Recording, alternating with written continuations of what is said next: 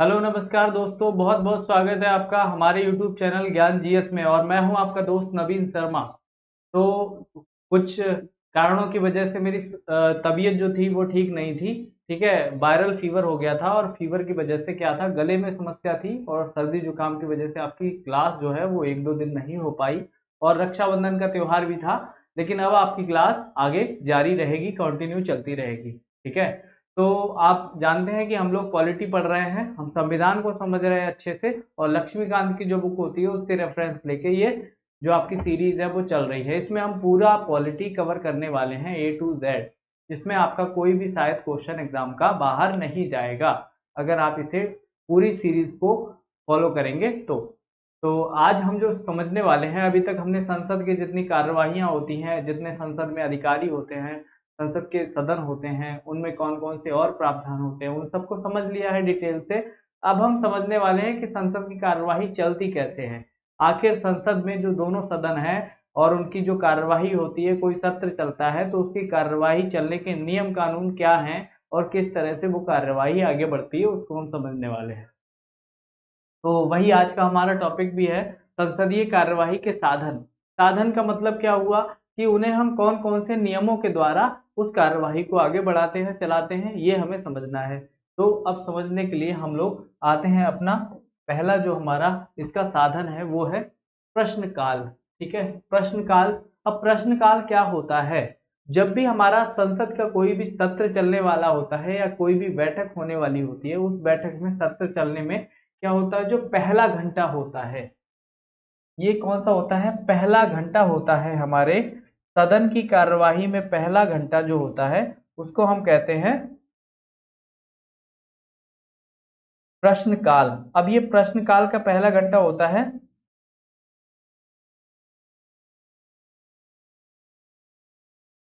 ये होता है सत्र के प्रारंभ का पहला घंटा। सत्र के प्रारंभ का पहला घंटा का मतलब ये हो गया कि पहला जो घंटा होगा, अगर सत्र प्रारंभ हुआ है तो उसका पहला घंटा, उसे हम प्रश्नकाल कहते हैं। प्रश्नकाल इसलिए कहते हैं क्योंकि इसमें क्या होता है, जो हमारे सदस्य होते हैं संसद के, वो मंत्रियों से प्रश्न पूछते हैं। उनके मन में जो भी शंकाएं होती हैं, उनको उनके मन में जो भी सवाल होते हैं सरकार से संबंधित, जो भी कानून व्यवस्था से संबंधित, या जो सरकार की नीतियां हैं उनसे संबंधित, या सरकार के इन्वेस्टमेंट से संबंधित बहुत सारे सवाल हो सकते हैं। जो जो उसका विशेषज्ञ मंत्री होता है या जो जिस विभाग का मंत्री है, जो भी मंत्रालय का मंत्री है, उससे कोई भी अगर क्वेश्चन करना होता है तो जो सदस्य हैं या विपक्ष के नेता हैं या विपक्ष के सदस्य हैं तो वो उनसे सवाल पूछते हैं। तो ये प्रश्नकाल हो गया। अब प्रश्नकाल पहला घंटा आपको पता है, और ये लगभग लगभग कब होता है? तो सामान्यतः क्या होता है, 11 बजे से जो कार्यवाही है वो शुरू होती है, तो 11 से 12 के बीच का समय। ठीक है, 11 से 12 के बीच का जो समय होता है, इसको हम प्रश्नकाल कह देते हैं। और सामान्यतः अगर ये कार्यवाही जैसे जैसे लेट होगी थोड़ी बहुत, तो उसमें हम मान सकते हैं कि जो पहला घंटा है वो हमारा कौन सा है, प्रश्नकाल कहलाता है। अब इसमें कई तरह के प्रश्न पूछे जाते हैं। कई तरह के प्रश्नों का मतलब क्या हुआ? जो पहला है हमारा वो है तारांकित प्रश्न। तारांकित प्रश्न। उसके बाद दूसरी जो तरह के होते हैं प्रश्न, वो अतारांकित प्रश्न।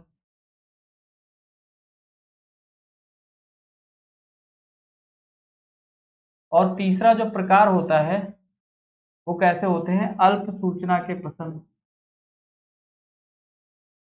अल्प सूचना के प्रश्न। और एक चौथा प्रकार भी होता है, वो होता है प्राइवेट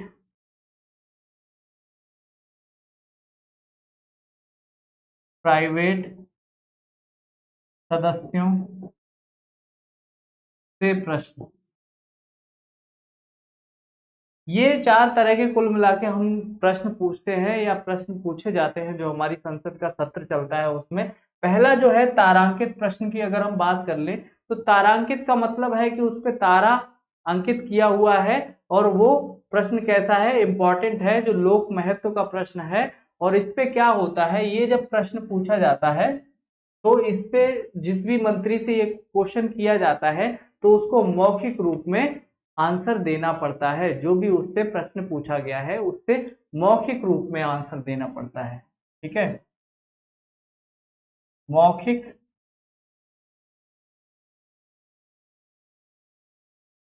रूप में उत्तर देना पड़ता है। तो मौखिक रूप में उत्तर देना पड़ता है अगर तारांकित प्रश्न पूछा जाता है तब। उसके बाद अतारांकित प्रश्न की अगर हम बात कर लेते हैं तो अतारांकित प्रश्न भी हमारे इंपॉर्टेंट होते हैं, लेकिन इनमें क्या होता है, इन्हें लिखित में पूछने का प्रावधान है। इस पे लिखित रिपोर्ट देनी पड़ती है। अगर अतारांकित प्रश्न है तो इस पे लिखित रिपोर्ट देनी पड़ती है, लिखित जानकारी देनी पड़ती है।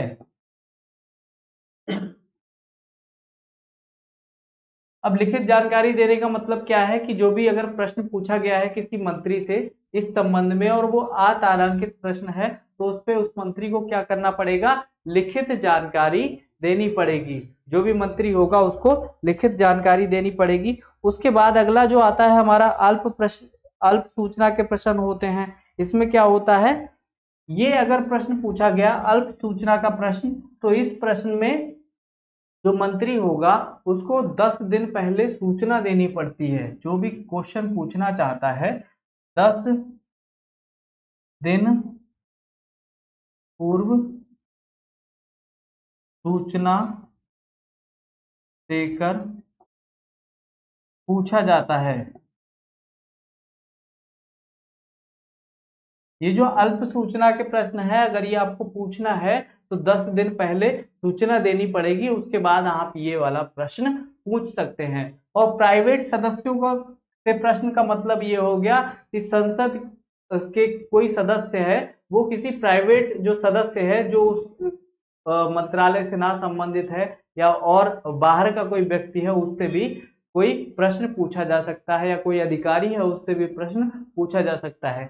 तो ये जो प्रश्न होते हैं अब इनकी बात कर ली हमने, लेकिन इन प्रश्नों का अब ये एक ही अगर जो संसद की कार्यवाही है चालू हुई, लोकसभा अध्यक्ष के सामने वो सीट पहुंचती है कि आज कार्यवाही में क्या क्या होना है, उनको पता है हाँ कार्यवाही इस तरह से चलेगी, तो उनके पास इतने तरह के प्रश्न होते हैं तो वो पहचानेंगे कैसे। अब ये पहचान करने के लिए इनको हमने कलरिंग कर दी है।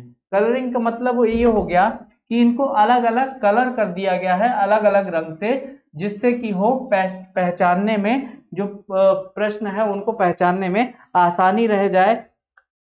सबसे पहले आते हैं हरे, और हरे ये जो प्रश्न होते हैं वो कौन से होते हैं, तारांकित प्रश्न।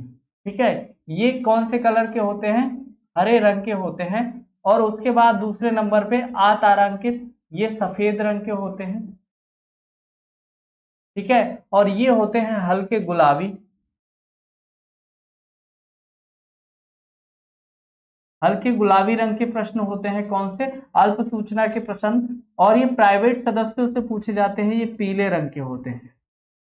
तो ये 4 तरह के प्रश्न होते हैं और चारों तरह के प्रश्नों को हमने 4 अलग अलग कलरों के जो रंग होते हैं, कलर होते हैं, उनसे डिनोट कर रखा होता है। और इसीलिए जो हमारे वहां पे पीठासीन अधिकारी होते हैं तो वो इन प्रश्न को आसानी से पहचान लेते हैं कि कोई अगर ग्रीन कलर से है तो उनको पता लग जाता है कि एक ऐसा प्रश्न है, तारांकित प्रश्न है, और इस पे उस मंत्री को कैसे जवाब देना पड़ेगा, या फिर जो मंत्री है उसको भी पता लग जाता है, जो भी जिसके पास भी वो सीट पहुंचती है कि ये प्रश्न पूछा गया है इसमें कैसे जवाब देना है। तो ये आप याद रखेंगे कि ये इनके कलर हैं, इनसे डिनोट रहते हैं ये जो प्रश्न होते हैं। तो ये हो गया हमारा प्रश्न काल, और इसमें हमारे प्रश्न पूछे जाते हैं मंत्रियों से। आगे बढ़ जाते हैं, अब समझ लेते हैं शून्य काल को। ठीक है, तो शून्य काल क्या होता है, शून्य काल प्रश्न काल के जस्ट बाद का समय होता है। ठीक है, कौन सा समय होता है, शून्य काल जो हमारा प्रश्न काल है उसके तुरंत बाद का समय होता है। इसमें क्या होता है, शून्य काल में प्रावधान किया गया है कि भारत जो पूर्व सूचना के प्रश्न हैं वो पूछे जाते हैं इसमें, ठीक है। पूर्व सूचना के प्रश्न पूछे जाते हैं, ठीक है। पूर्व सूचना के प्रश्न इस शून्यकाल में पूछे जाते हैं, और ये शून्यकाल कौन सा होता है, जो हमारा प्रश्न काल है उसके जस्ट बाद का समय, जो 1 घंटा है संसद की कार्यवाही का पहला घंटा, उसके बाद जो समय आता है उसको हम शून्यकाल नाम दिया हुआ है, शून्यकाल। और ये शून्यकाल का जो प्रावधान है ये भारत के द्वारा ही किया गया है, ठीक है। भारत के द्वारा संसदीय व्यवस्था में जोड़ा गया है इसे, या हम ये कह सकते हैं जो शून्यकाल है हमारा उसका जनक कौन है, ठीक है। शून्य काल का जनक कह सकते हैं हम, कौन है, तो भारत है। आप याद रखेंगे शून्य काल है जो संसदीय व्यवस्था में, उसको संसदीय व्यवस्था में जोड़ने का काम भारत ने किया है, आप इसको याद रखेंगे। तो पहला हमारा घंटा हो गया। केवल आपसे जो क्वेश्चन है वो पूछा जाता है कि संसदीय व्यवस्था में पहले घंटे के बाद का जो समय है उसको क्या कहते हैं, या ये पूछ लेंगे शून्य काल किसे कहते हैं। तो आपको याद रखना पड़ेगा शून्य काल में क्या होता है, जो प्रश्न काल है उसके तुरंत बाद का होता है, और इसमें बिना पूर्व सूचना के प्रश्न पूछा जाता है, ठीक है। बिना पूर्व सूचना के, सॉरी यहाँ पे ये बिना पूर्व सूचना के होगा, बिना पूर्व सूचना के प्रश्न पूछे जाते हैं, ठीक है। तो याद रखेंगे आप, ये बिना पूर्व सूचना के, अगर पहले कोई सूचना नहीं दी गई है, जैसे अभी जो हमने पढ़ा था प्रश्न काल, उसमें क्या होता है कि जिनको भी जो क्वेश्चन पूछने होते हैं वो क्वेश्चन अपने नोट करा देते हैं, तो इससे एक स्ट्रक्चर बन के तैयार होता है, ये क्वेश्चन आपका है, ठीक है। तो वो क्वेश्चन किसके पास पहुंचते हैं, वो वहां पे लोकसभा अध्यक्ष या जो पीठासीन अधिकारी हैं हमारे, जो वहां पे जो सभा है उसको संचालित कर रहे होते हैं, वो देखते हैं, उनके पास वो लिस्ट रहती है और क्वेश्चन की कलरिंग भी रहती है, कलर कौन कौन सा होता है, उनका अलग अलग कलर है जिससे वो पहचान पाते हैं। इसमें क्या होता है, पहले सूचना नहीं दी जाती, तुरंत इंस्टेंट कोई क्वेश्चन पूछना है किसी को, जिसे कहते हैं बहस होना, तो जो इंस्टेंट क्वेश्चन पूछे जाते हैं वो कौन सा होता है, शून्यकाल का समय, ठीक है। तो शून्यकाल, और ये भारत के द्वारा जोड़ा गया है, इसमें बिना पूर्व सूचना के जो भी प्रश्न होते हैं, बिना कोई पूर्व सूचना, पहले से कोई जानकारी नहीं दी गई होती है, तुरंत कोई क्वेश्चन पूछा जाए तो वो वाला समय कहलाता है। आई होप आपको समझ में आ गया होगा। आगे बढ़ जाते हैं, उसके बाद अविश्वास प्रस्ताव की बात कर लेते हैं। हालांकि जब हम राष्ट्रपति वाला चैप्टर पढ़ रहे थे तब भी हमने समझ लिया था। अविश्वास प्रस्ताव का मतलब क्या होता है कि अविश्वास, इसका अगर संधि विच्छेद करेंगे तो आपको पता लग जाएगा, जब भी कोई सरकार होती है, ठीक है। अब सरकार अगर अल्पमत की है, ठीक है, जो सरकार है वो कैसी है, अल्पमत की है, अल्पमत की है, या कैसी है, गठबंधन की है,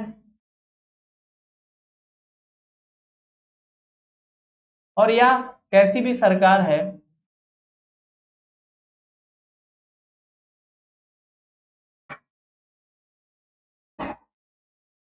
किसी भी प्रकार की अगर सरकार है, ये अल्पमत, और गठबंधन इसलिए लिखा क्योंकि अल्पमत है या गठबंधन है तो उस कंडीशन में जो है अविश्वास वो जल्दी आ जाएगा।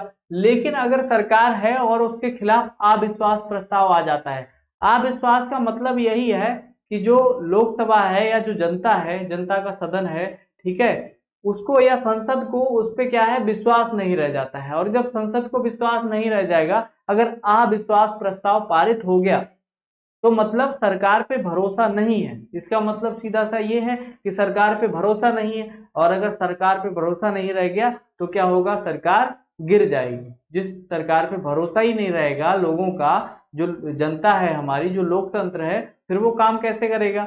तो इसीलिए अगर कभी भी अविश्वास प्रस्ताव पारित हो जाता है, ठीक है, अविश्वास जो प्रस्ताव है पारित होने पर सरकार गिर जाती है। गिर जाने का मतलब क्या है? जो सरकार है उसको क्या करना पड़ता है? इस्तीफा देना पड़ता है। और सरकार कैसे बनती है? सरकार बनती है क्योंकि सरकार हम किसको बोलते हैं? हमारा जो लोकसभा है और लोकसभा का नेता कौन होता है? हमारा सदन का नेता वो प्रधानमंत्री होता है। तो कुल मिला के प्रधानमंत्री ही क्या होते हैं? हमारे वास्तविक जो कार्यकारी प्रमुख होते हैं वो प्रधानमंत्री होते हैं। नाम मात्रिक कौन होते हैं? राष्ट्रपति होते हैं। तो इसीलिए इस्तीफा कौन दे देंगे? फिर प्रधानमंत्री, क्योंकि उन पे विश्वास ही नहीं रह जाएगा। विश्वास जब खो जाएगा लोकसभा में, जिसे कहते हैं जनता का सदन होता है वो, ठीक है, लोगों का सदन होता है, तो वहां अगर विश्वास खो जाएगा तो क्या होगी? सरकार गिर जाएगी। तो ये अविश्वास प्रस्ताव क्या होता है आपको समझ में आ गया होगा। इससे क्या होता है कि अगर ये पारित हो जाता है तो सरकार गिर जाती है और सरकार नई गठित करनी पड़ती है, नए चुनाव होते हैं उसके बाद। ठीक है, आगे बढ़ जाते हैं, आगे बढ़ते हैं और देख लेते हैं विश्वास प्रस्ताव। ये विश्वास प्रस्ताव कब होता है? जैसे तुम पे भरोसा है, लेकिन ये चेक करने के लिए सरकार क्या करती है? सरकार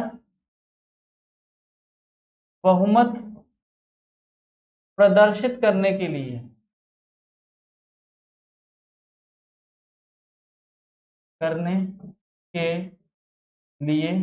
यह प्रस्ताव लाती है।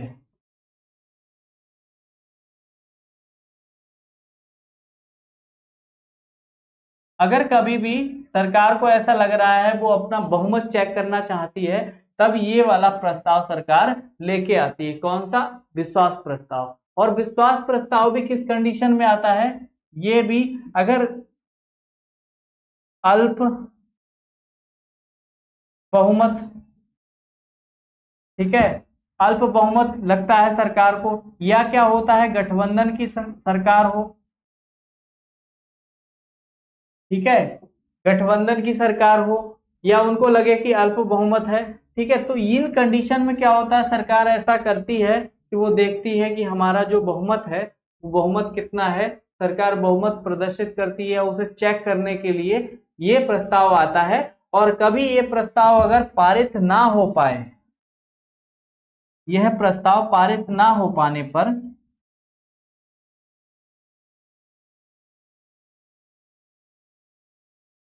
पारित ना होने पर सरकार को इस्तीफा देना होता है।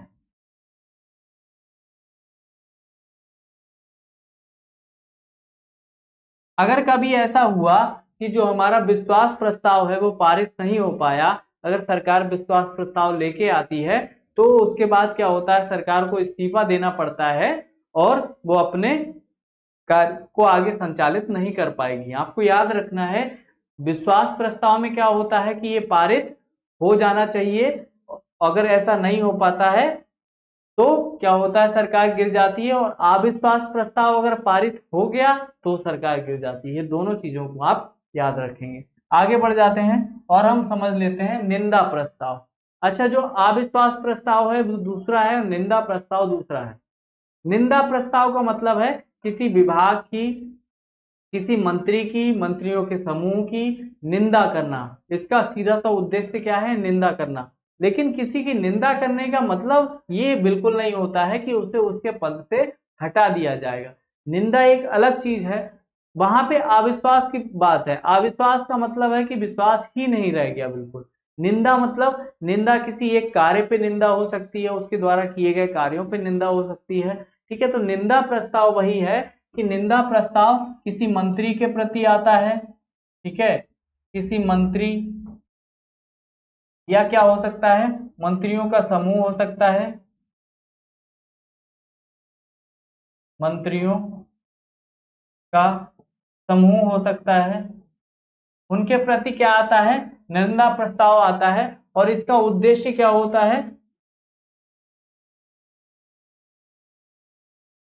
कार्यों की निंदा करना। कार्यों की निंदा करना। ठीक है, जो भी सरकार है या जो भी उनका मंत्री है, ठीक है, या मंत्रियों का कोई समूह है या समिति है, उसकी जो कार्य है उनकी निंदा करना या उनकी निंदा करना, तो ये उद्देश्य होता है इस निंदा प्रस्ताव का। और इससे क्या होता है, पारित होने पर सरकार त्यागपत्र देने के लिए बाध्य नहीं है। ये आप याद रखेंगे कि अगर ये वाला प्रस्ताव पारित हो जाता है तो सरकार त्याग पत्र देने के लिए बाध्य नहीं होती है, अगर निंदा प्रस्ताव पारित हो जाएगा तो। निंदा का मतलब निंदा करना है, ना कि उन्हें पद से हटाना। आई होप आपको निंदा प्रस्ताव समझ में आ गया होगा। ये भी कहाँ आता है, संसद में। इसके बाद हम बात कर लेते हैं धन्यवाद प्रस्ताव की। अब धन्यवाद भाई हम किसका करेंगे, धन्यवाद हम अपने से ऊंचे व्यक्ति का करेंगे। ठीक है, जो भी हमसे ऊंचे पदों पे होंगे उनका हम धन्यवाद करेंगे।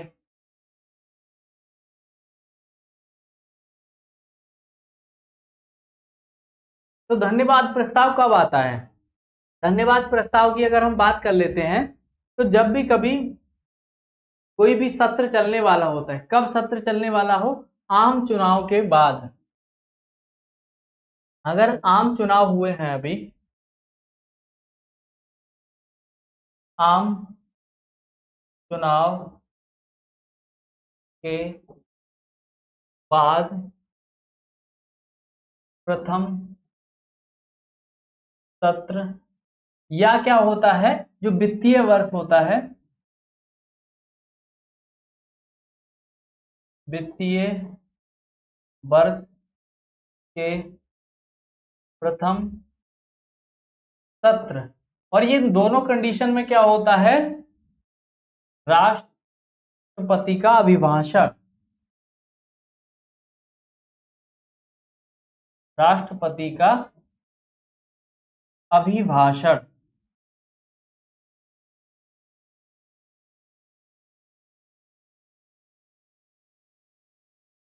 और ये अभिभाषण होता है राष्ट्रपति जी का। और इस अभिभाषण के बाद क्या होता है, दोनों सदनों में, ये अगर आम चुनाव अभी हुए हैं, चुनाव के बाद पहला सत्र चल रहा है, या फिर जो वित्तीय वर्ष है उसका प्रारंभ हुआ है, उसका जो पहला सत्र है, इसमें क्या होता है, इन दोनों कंडीशन में राष्ट्रपति अपना अभिभाषण देते हैं और क्या करते हैं, विगत वर्षों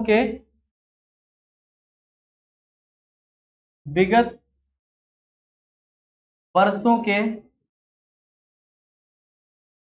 सरकार के कार्य होते हैं, जो सरकार के कार्यों एंड नीतियों, ठीक है, कार्यों और नीतियों का क्या करते हैं, बखान करते हैं, नीतियों का बखान करते हैं।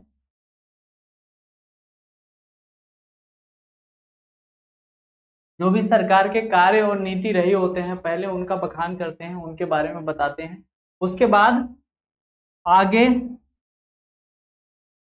की नीतियों का खाका तैयार करते हैं कि आगे क्या होगा, भविष्य में आने वाले समय में किस प्रकार से सरकार काम करेगी, कौन कौन सी नीतियां बनेंगी, ये खाका भी तैयार करते हैं। और उसके बाद ये सब करने के बाद क्या होता है, इनके लिए दोनों सदनों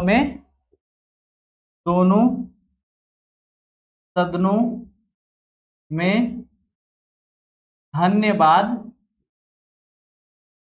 प्रस्ताव आता है। ठीक है, यह लाया जाता है और ये धन्यवाद प्रस्ताव है, इसका पारित होना जरूरी है।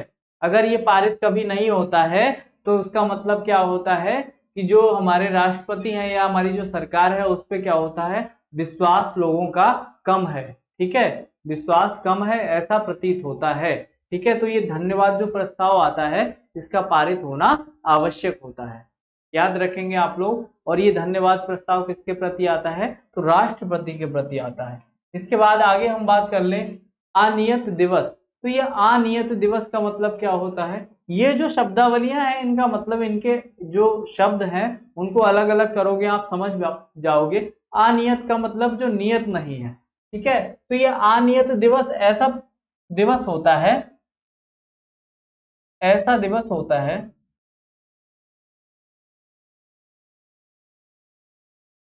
जो लोकसभा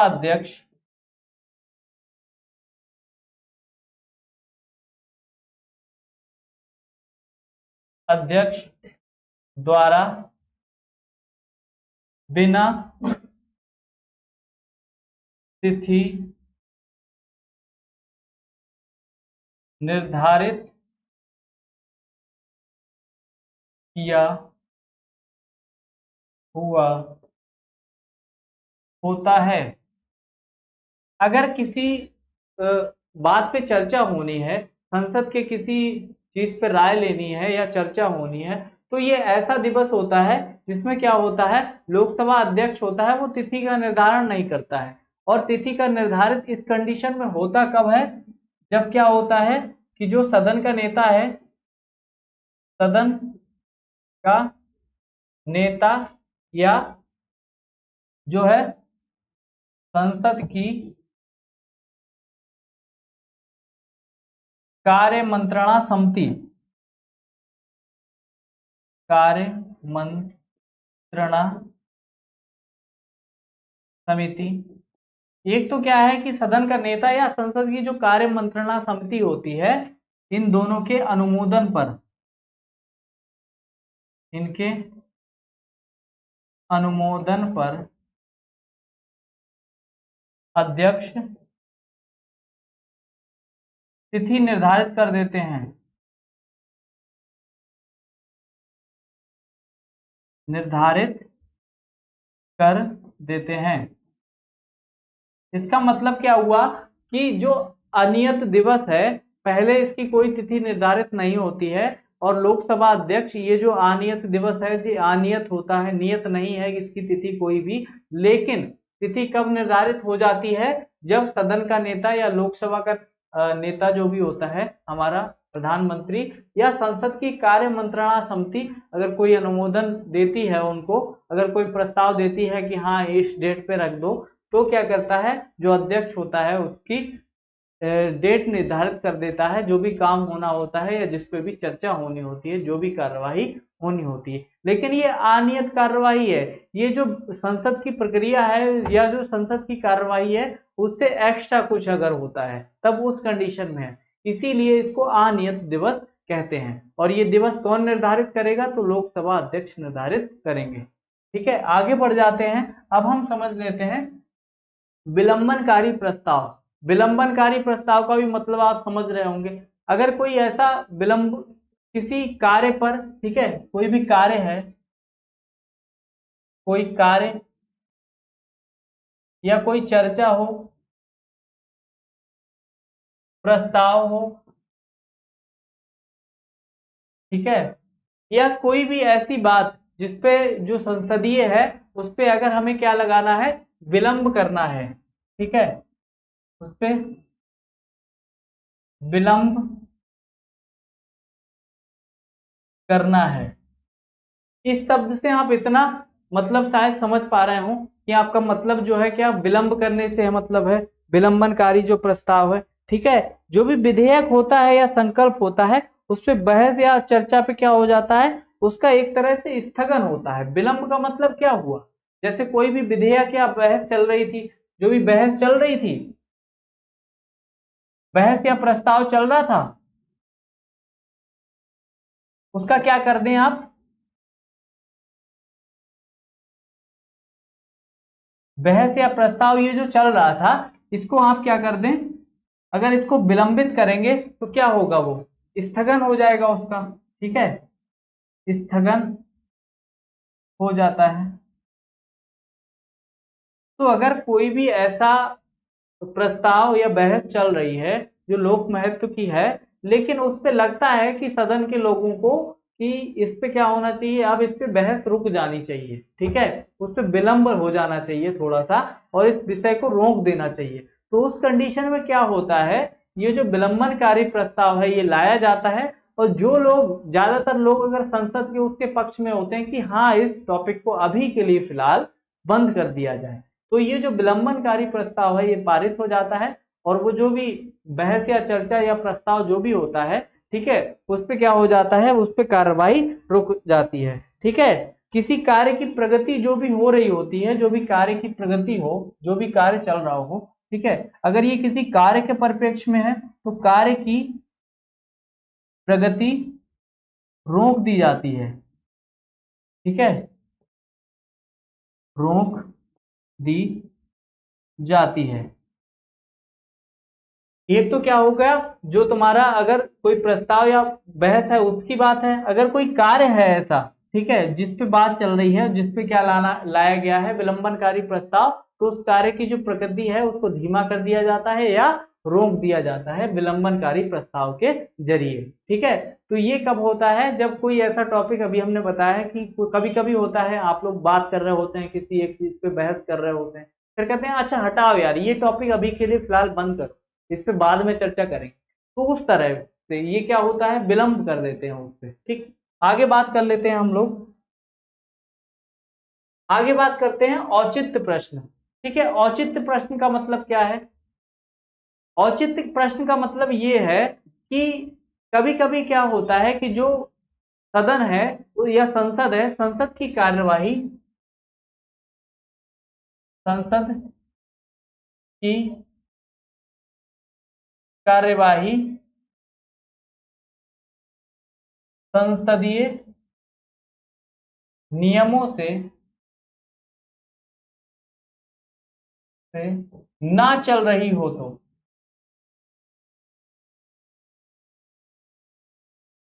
कहने का मतलब है अगर सदन की कार्रवाई या संसद की कार्रवाई है, जो संसद के नियम है उनके द्वारा ना चल रही हो, तो ये किसके द्वारा आता है औचित्य प्रश्न, ये विपक्ष के द्वारा, ठीक है, विपक्ष के द्वारा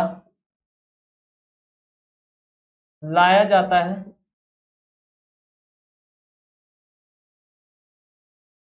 या प्रश्न है तो आप कह सकते हैं कि विपक्ष के द्वारा ये प्रश्न पूछा जाता है, ठीक है, जा सकता है। और इसमें मतलब यही होता है सीधा सा कि जो औचित्य है या किस औचित्य से आप ऐसा कर रहे हैं, या जो कार्रवाई है वो सही से नहीं चल रही है, जो संसदीय नियम होते हैं उनके अनुसार नहीं चल रही है, ठीक है।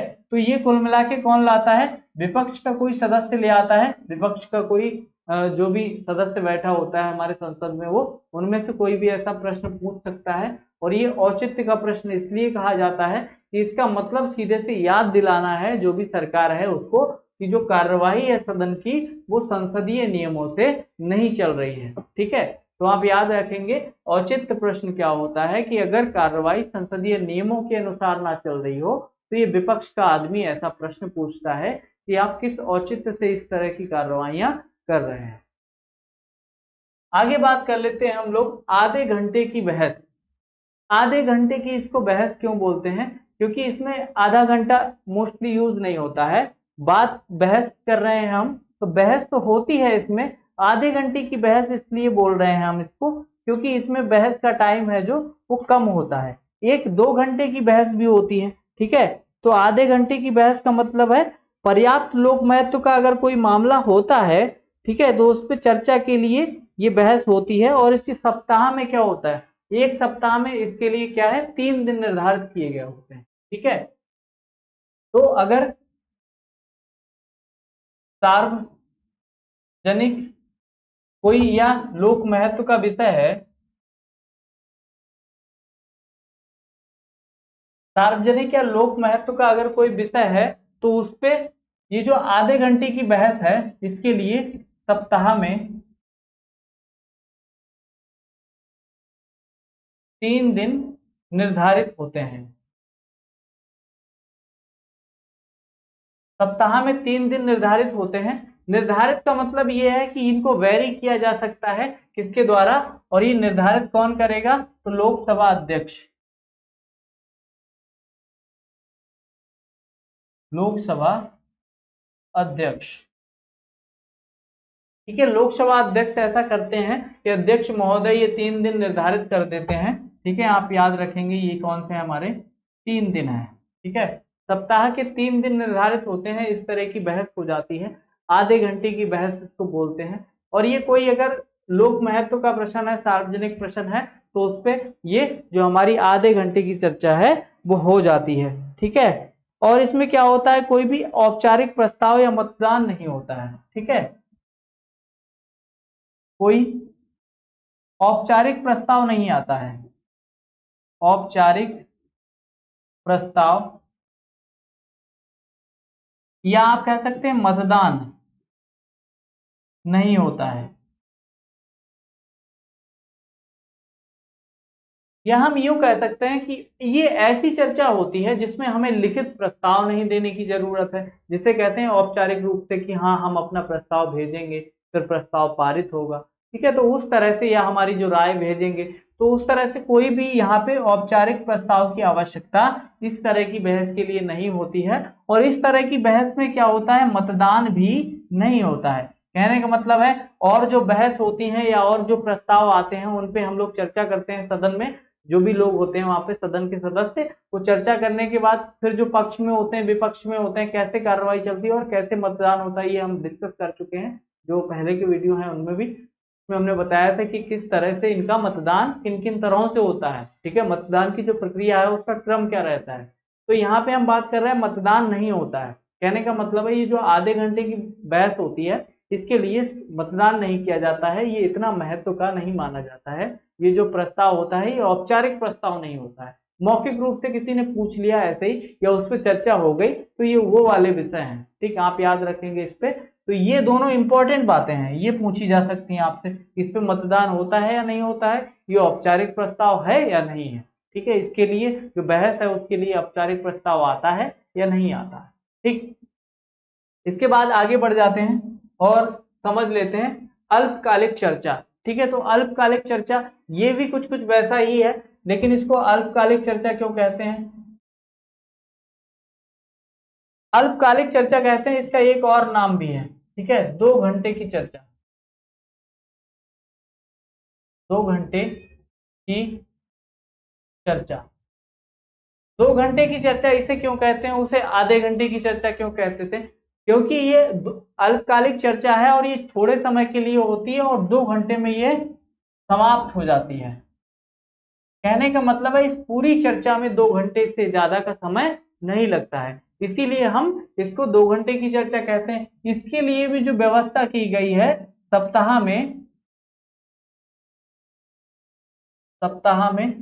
3 दिन ऐसी चर्चा हो सकती है, ऐसी चर्चा हो सकती है।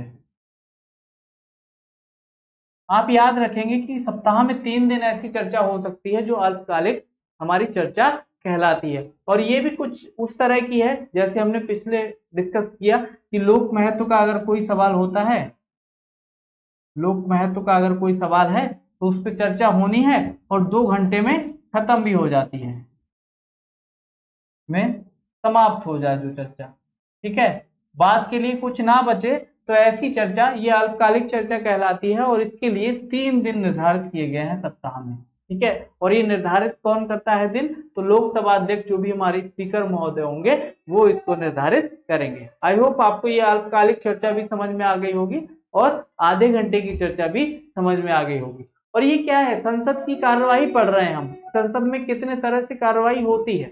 ठीक है, कुछ औपचारिक चीजें हैं उसकी तरह से कार्रवाई होती है, कुछ अनौपचारिक चीजें हैं। अनौपचारिक का मतलब है कभी कभी आवश्यकता लगती है जिन विषयों पर चर्चा होनी चाहिए। ठीक है, वो संसद की जो कार्य प्रणाली है उसके क्रम में नहीं है, या आज जो भी काम होने हैं उनके क्रम में नहीं है, लेकिन वो कभी कभी एकदम से कोई महत्व का प्रश्न निकल के आता है कि लोक महत्व की कोई चर्चा है जो होनी चाहिए, तो उनके लिए 3 दिन सप्ताह में ये निर्धारित किए गए हैं। एक तो आधे घंटे की चर्चा हो सकती है और ये हमारी कौन सी अल्पकालिक चर्चा हो सकती है, ये अल्पकालिक चर्चा है, उसे 2 घंटे की चर्चा इसलिए बोलते हैं क्योंकि 2 घंटे में ये चर्चा पूरी समाप्त हो जाती है।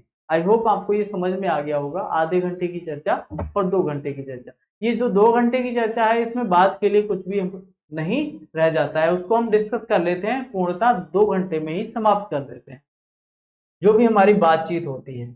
इसके बाद जो संसद के हमारे जो साधन थे, जिन्हें हम कह रहे थे, जो कार्यवाही है संसद की, कार्य संचालन है, उसमें जो भी साधन यूज होते हैं, जो भी बुकैब यूज होती है, आप ये कह सकते हैं, ठीक है, जो शब्दावली है संसद के कार्यों की, तारांकित प्रश्न क्या होते हैं, ठीक है, शून्यकाल क्या होता है, ये सारी चीजें, और जो हमारा अविश्वास प्रस्ताव क्या होता है, विश्वास प्रस्ताव क्या होता है, ये सारी चीजें, जो भी प्रस्ताव थे उनको समझ लिया हमने ढंग से। अब इससे आगे की जो प्रक्रिया है, कैसे हमारे विधेयक कौन कौन से होते हैं, कैसे विधेयक पारित होते हैं, विधेयकों के पारित होने की प्रक्रिया क्या होती है, कौन से धन विधेयक होंगे, संविधान संशोधन विधेयक होंगे, ठीक है, और धन विधेयक को कौन बताएगा, आपको पता है लोकसभा अध्यक्ष ही बताता है, ठीक है। तो इस तरह की जो भी चीजें हैं उनको हम नेक्स्ट वीडियो में समझ लेंगे। आज की वीडियो में हम इतना ही रखेंगे, और आज हमने समझ लिया जो संसद की कार्रवाई है, संसदीय कार्रवाई में कौन कौन से तत्व हैं जो शामिल होते हैं और कार्रवाई की प्रक्रिया में वो रहते हैं, जो कार्यवाही पूरी कराने में मदद करते हैं। आई होप आपको ये सीरीज बहुत समझ में आ रही होगी, पसंद आ रही होगी, क्योंकि इसमें हम एक भी चीज को छोड़ के नहीं चल रहे हैं, सभी आपको कराएंगे जो भी आपके एग्जाम्स के लिए इंपॉर्टेंट हो सकता है। तो इसी तरह की वीडियोस के लिए आप चैनल को सब्सक्राइब कर दीजिएगा, ज्ञान जीएस यूट्यूब चैनल, ठीक है। और वीडियो को पूरा देखने के लिए बहुत बहुत धन्यवाद। मिलते हैं इसी तरह की नेक्स्ट वीडियो में। नमस्कार।